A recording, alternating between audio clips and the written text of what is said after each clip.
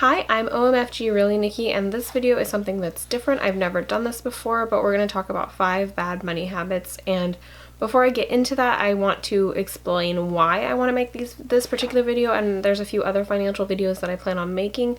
I know a lot of people are having a hard time, and honestly, it sucks because school doesn't really teach you how to budget or like do actual real life stuff. When you get out of school, you're just kind of like, hopefully your parents taught you something, because most people don't know what to do. And for myself, when I turned 18 and like I moved out and got my own place, I didn't know what I was doing. And my financial situation was kind of a mess. And they don't teach you about credit, so my credit was a mess. And then I got a divorce, and I hadn't really had a lot of like work experience for like a few years because we adopted a child. And so when we got divorced, I had no real income.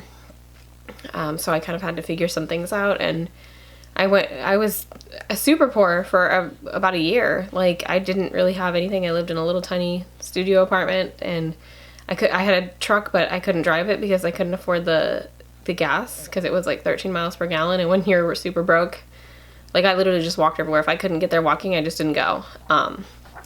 So I know what it's like to be broke and to have to go through all of these things and learn the hard way. So I wanted to make these videos to hopefully make it at least a little easier for a few people. And some of these may seem like simple or basic, but honestly, all of these are very important. So the first bad money habit I want to talk about is wasteful spending, which could be impulse buying. Sorry, I had to make a list, so I'm like reading off of this. Or spending more than you make. So if you're spending money wastefully, you're just blowing money on crap you don't need. Or impulse buying, like you go to the dollar store. And the thing is, a lot of times people get caught up, especially like stuff like the dollar store or like cheap stores. Like, oh, it's only $1, it's only $1.99. The thing is, if you're broke and you absolutely don't need it to live, you don't need it. Because it's more important to get yourself in a better situation than it is to just buy crap you don't need. And also, if you're spending more than you make, like if you're charging up cards to buy crap, you shouldn't be buying it. Like, if you don't have the actual cash to buy it, you shouldn't be making the purchase, period.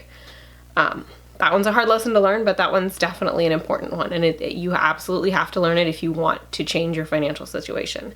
Like, there's no way around it, essentially. Number 2, not having a savings or emergency fund. A lot of people are like, I'm broke, I don't know how I'm going to save money. Like, I'm living paycheck to paycheck. I'm going to make another video more in depth on how to actually save money while you're broke, but it is absolutely possible. And if you make a conscious decision to save money and to put money aside, even if it's a small amount, it is absolutely doable. When I was super, super broke, and I mean, I was like, there was times when I was like, I remember crying because I didn't know how I was going to buy food for me and my daughter. While I was going through that and I didn't know where I was going to like buy food or how I was going to afford it, I still was like, anytime I got some money in, I was like, okay, you know what? I'm going to save 25 cents into this savings account. I'm going to put this dollar, or, you know, the smallest amount. Literally, there was times when I was like, I could only put a quarter. That was literally the maximum I could do. But the thing is, once you make it a habit, it doesn't matter about the amount, because either way, if I'm able to put 25 cents a week, at the end of the month, I'm going to have $1. And as time goes, that's still going to grow. So it does, like, people focus on, oh, I can't put real money away. Like, no, $1 is not going to help you if there's an emergency. That is true. But hopefully there won't be an emergency and you'll have time to save. But the truth is, you can't count on having time to be able to save money. You have to make a decision that I am going to set myself up so that I'm not stuck in a situation where I have to charge things up or I'm just screwed. Like, you don't want to be on either side of those things. And if you want to help yourself get out of a bad financial situation, this is something that is very important, because cars break down. You might lose your job. You might lose, unemployment might end, or if you get disability, they're like rethinking disability, like who's going to get it and who's not, kind of stuff. Like, nobody has like a definite, unless like you're just born wealthy, and then you don't need this video anyway. But everything is kind of like, you really don't know what could happen, and hopefully it won't, but you should have some form of preparation. I mean, like, a filling came out of my tooth, so I mean, like, if I didn't have any money, how am I going to fix that? There's so many different things that can happen. So it's important to have some money set aside. Just do whatever you can to make it a habit, cut something out of your budget, whatever. Number 3 is relying on credit cards to actually make your bill payments. That is an absolute do not do.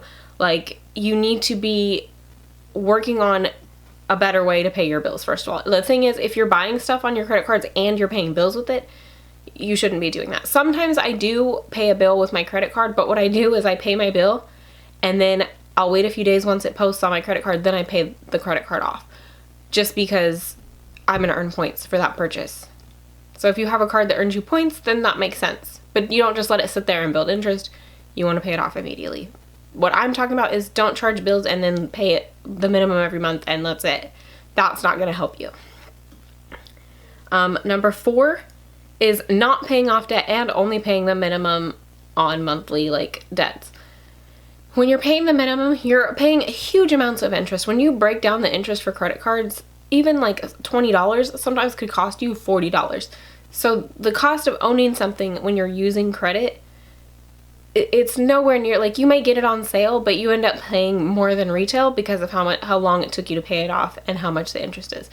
And you have to like get out of the habit of using credit cards and just being okay, like, oh, I can just charge it, because a lot of people have that attitude versus like when you have cash, once that 20 is gone, you can't just, oh, hey, give me some credit, like it's gone. With credit, sometimes they'll give you an increase, or, you know, you have so much available, and people need to get out of the habit of using their credit that way, because it's really damaging their scores and making it harder for you to have the things that you want to have, like a good score or a house, or, you know, be able to get a car loan and so many other things. Number 5 is not having a budget. Everybody needs to have a budget. You need to write down every single bill that, you know, comes through. Like I have one that I use every month. It's a spreadsheet. I use OpenOffice, which is similar to Microsoft Word, but it's free and it works just as well.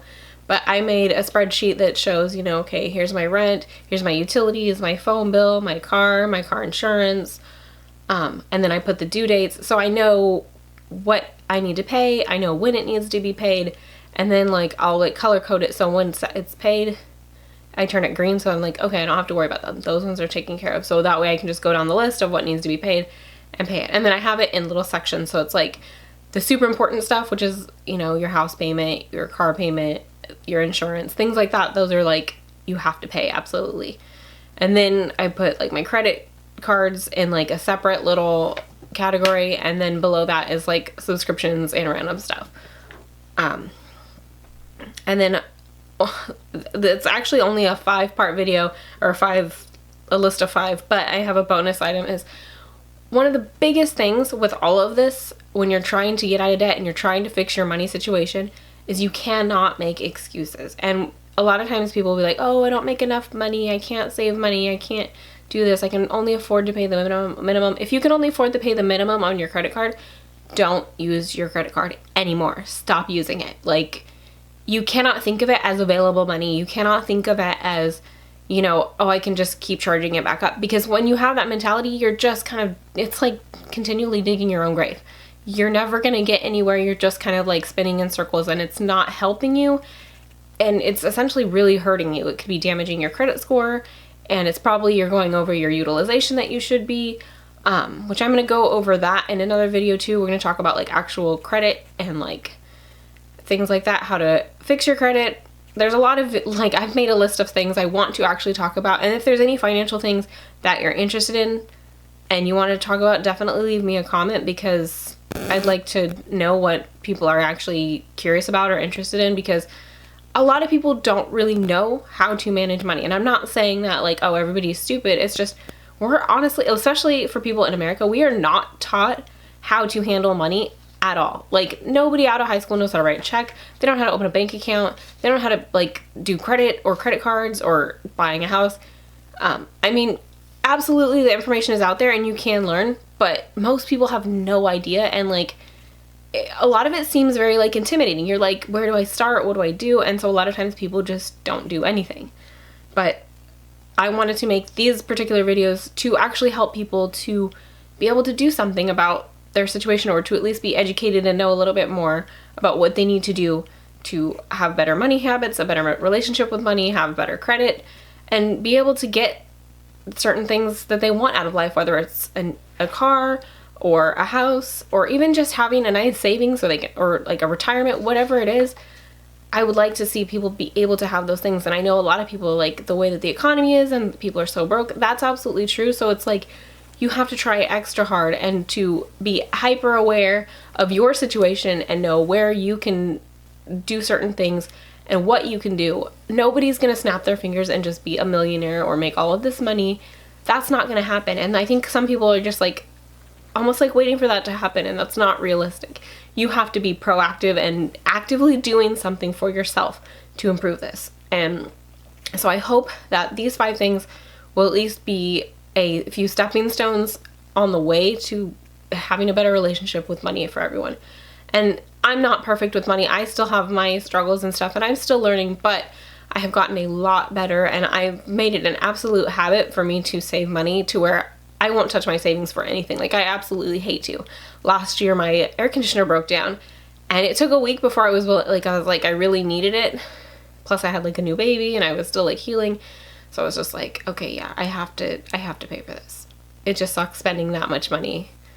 But, you know, that was an actual thing that I needed because they replaced the heater, they replaced the air conditioner, and now everything is all good. But you have to be able to like have money available to do that. Because if I didn't have the money, I don't know if my credit would have been good enough to really get a loan for the almost $10,000 that it would have been. So that's why saving is important, is being able to do things, fix things, whatever that you actually need.